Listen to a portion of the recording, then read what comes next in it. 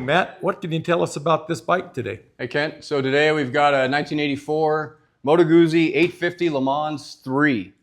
It's been a well cared for bike. The Le Mans line started in 1978 with the Le Mans 1. The Le Mans 1 was a very beautiful cafe racer, 850cc roundhead motor. And then it went through a couple iterations. The Le Mans 2 went to the CX100. And then in 1983, they came out with the Le Mans 3. And at the time, the trend in motorcycles was the bodywork was becoming much more square and angular.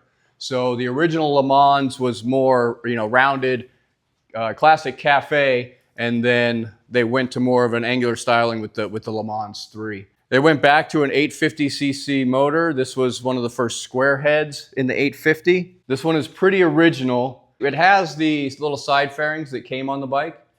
We've got it with the bike. They're just not on there currently. Came with a little bikini fairing.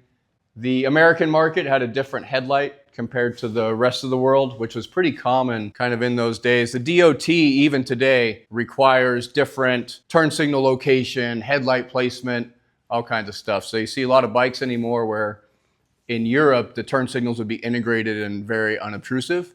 And then the DOT here requires you to put these big giant turn signals on.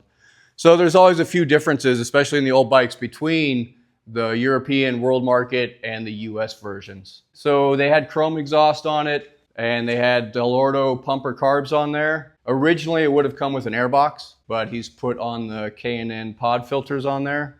You definitely get a little bit more intake noise with that, makes it sound even better. The square head engine allowed them to make a longer swing arm, which allows for better handling compared to like the CX100 and the Le Mans 1 and Le Mans 2. It's still a little bit of a handful to ride. They definitely have a stiff clutch, big old throttle springs on here, so your wrist is gonna get a little tired from the throttle, but you're still gonna smile just because it's a Guzzi. Sounds good, goes good. He's put aftermarket shocks on the back and the Corbin seat. We do have the original seat that comes with it.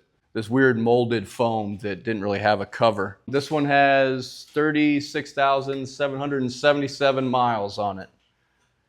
We just recently went through, did some sealing up on the transmission and stuff. While we were in there, we did the rear main seal, rebuilt the carbs.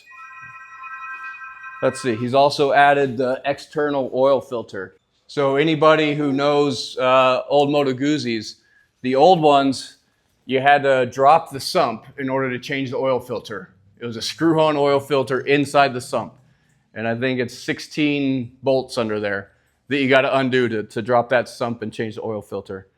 So this was a very common upgrade to put an external oil filter on there. It's got triple disc brakes on here, 2-piston front caliper, 2-piston rear caliper. They call it the F08 caliper.